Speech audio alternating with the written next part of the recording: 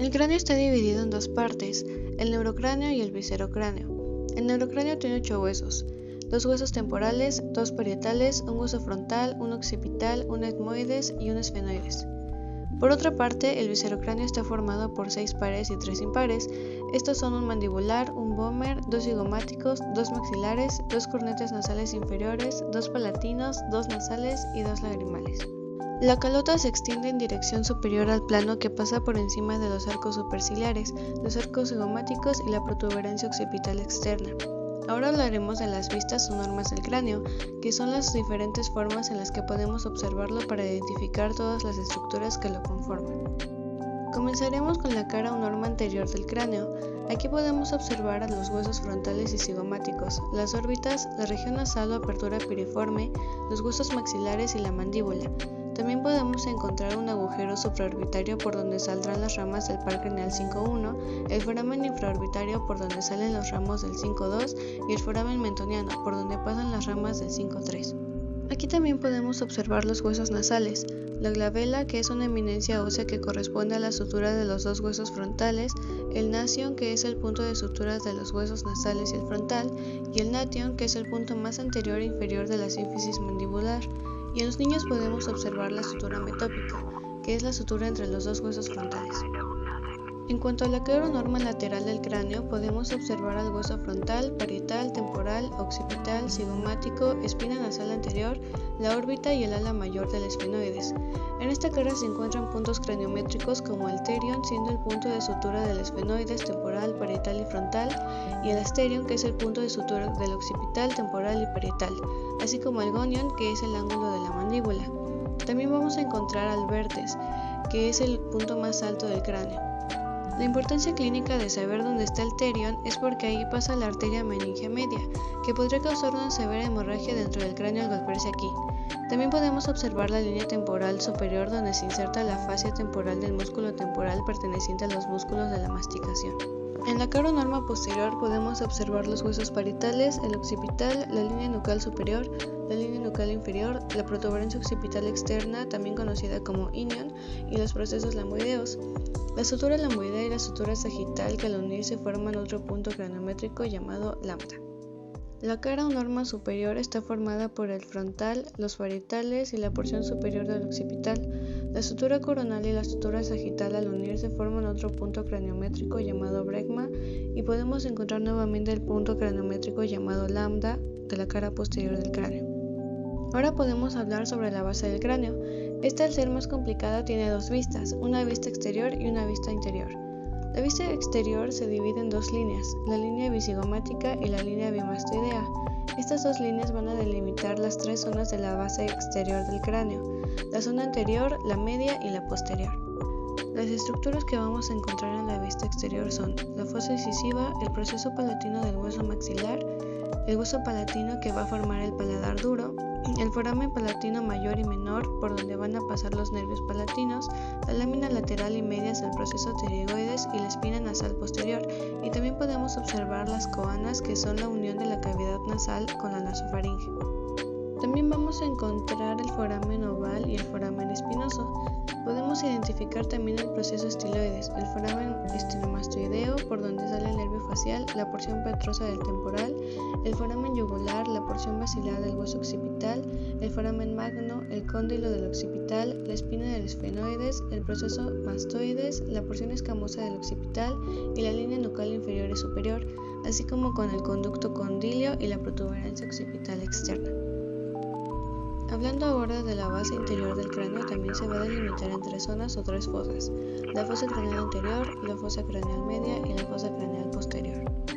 En la fosa craneal anterior podemos encontrar la cresta frontal, el agujero cigo, que es por donde pasa una prolongación de la dura madre, la crista gali, donde se va a insertar la lámina cribosa del hueso etmoides y por donde van a pasar los ramos del nervio olfatorio, y en la fosa media, que está situada entre los bordes posteriores de las alas menores del esfenoides y la porción superior de la porción petrosa del temporal, vamos a encontrar los procesos clinoideos, el surco prequiasmático, la silla turca donde va a descansar la hipófisis, la fisura orbitaria superior por donde pasa la vena oftálmica, el nervio nervio oculomotor, el nervio troclear y el nervio abducens, el agujero óptico por donde pasa la vía oftálmica y el nervio óptico. También encontramos el dorso de la silla turca y los procesos clínicos posteriores. El foramen oval se va a encontrar a un lado y van a pasar las ramas del 5-3 y la arteria meninge accesoria. El foramen espinoso que se encuentra a un lado de esta es por donde va a pasar la arteria meninge media y la vena meninge media. El foramen lacerum o rasgado es por donde va a atravesar el nervio pedroso mayor, pero por encima del agujero descansa la arteria carótida interna.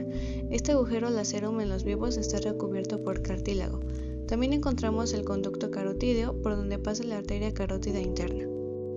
En la fosa posterior podemos encontrar el clivus, por donde pasa el nervio vestibulococlear, el nervio facial, las arterias laberínticas que van a irrigar directamente al oído interno, el agujero yugular, que es por donde pasa la vena yugular interna y los nervios glosofaríngeo, vago y accesorio, el agujero hipogloso por donde pasa el nervio hipogloso, el agujero magno por donde van a pasar la médula oblongada o bulbo raquídeo, las meninges, la arteria vertebral y las ramas espinales del nervio accesorio, los cóndilos del occipital, el surco para el seno transverso, el seno occipital, el seno sagital superior y el seno sigmoides, y encontramos nuevamente la protuberancia occipital interna. El hueso frontal se encuentra en la parte media, interior y superior de la cabeza, enfrente de los parietales y el etmoides, y es parte del neurocráneo. Tiene 3 caras, una cara anterior, una posterior y una inferior. Su función es proteger el encéfalo y los órganos de la visión. Iniciando con la cara anterior o exocraneal, esta es convexa hacia adelante, forma la frente y parte de la cara temporal. En esta cara podemos identificar distintas estructuras como la glabela, los arcos superciliares, las eminencias frontales, el borde supraorbitario, el borde nasal, y en este borde podemos encontrar la apófisis zigomática y la línea temporal. En la vista inferior o porción orbitaria encontramos 2 porciones, una orbitaria y una nasal. En la porción nasal podemos observar la eminencia etmoidal con forma de U que recibe la cara del hueso etmoides y junto a las semiceldillas etmoidales cierran los llamados laberintos etmoidales. Encontramos también sus surcos etmoidales que formarán los conductos etmoidales superior e inferior, el borde nasal, la espina nasal y el orificio de los senos frontales. En la porción orbitaria son 2 porciones iguales situadas a los lados de la porción nasal y en ella encontramos la fosa de la glándula lagrimal y la fosita troclear donde se inserta la polea de reflexión del músculo oblicuo superior del globo ocular. Por último, en la cara posterior o porción endocraneal nuevamente encontramos 2 porciones, la escama y la orbitaria. En la línea media encontramos el surco del seno sagital superior, la cresta frontal que contiene la hoz del cerebro, el foramen cico que contiene la prolongación de la hoz del cerebro y la vena emisaria, la escotadura etmoidal, las fosas frontales y las eminencias orbitarias. El hueso etmoides es un hueso impar, medial y simétrico que contribuye a la formación de la base del cráneo, las órbitas y las fosas nasales. La palabra etmoides significa criba, ya que una de sus partes denominada la lámina cribosa se encuentra agujerada. El etmoides presenta 3 partes, una lámina vertical, una lámina horizontal y las masas laterales. La lámina vertical consta de 2 porciones, una porción superior y una inferior que se delimitan o dividen por la lámina horizontal. En la porción superior solo podemos encontrar la apófisis cristagalli. Toda la porción de la lámina vertical que vemos por debajo de la lámina horizontal se le denomina lámina perpendicular. Esta se articula por detrás con el esfenoides, por debajo con el vómer y por delante con los huesos propios de la nariz y el cartílago nasal. La lámina horizontal se va a extender en sentido anteroposterior, es decir, de adelante hacia atrás, y se prolonga en sentido horizontal. Esta presenta 2 agujeros que se llaman canales olfatorios, en donde sus 3/4 anteriores descansa el bulbo olfatorio. Este espacio tiene agujeros denominados agujeros olfatorios, lo que la convierten en una superficie llamada lámina cribosa. A través de ella atraviesan las ramas del nervio olfatorio, prolongaciones de la dura madre y ramas de las arterias etmoidales. Las masas laterales tienen forma cúbica irregular, se encuentran a cada lado de la lámina horizontal y presentan 6 caras, una cara externa, una cara interna, una inferior, una superior, una anterior y una posterior. La cara externa o lámina orbitaria contribuye a formar la pared interna de la órbita. La cara interna de las masas laterales ayudan a formar la cara externa de las fosas nasales, y aquí encontramos los cornetes nasales superior y medial, ya que el inferior es independiente, y los espacios entre estos cornetes se les denomina meatos. En la cara anterior del etmoides podemos observar unas celdillas etmoidales, y en la cara posterior del etmoides vemos otras celdillas que se van a articular con las celdillas presentes en la cara anterior del cuerpo de los esfenoides. En la cara superior vemos nuevamente unas celdillas o hemiceldillas que al articularse con el hueso frontal formarán los laberintos etmoidales. También encontramos los canales etmoidales anterior y posterior que al articularse con el frontal forman el conducto etmoidal anterior. Este conducto deja pasar al nervio nasal interno y a la arteria etmoidal anterior. Por último, podemos identificar el orificio para el infundíbulo.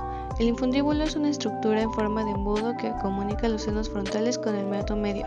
Por último, en la cara inferior, la única estructura anatómica que podemos describir es la apófisis unciforme.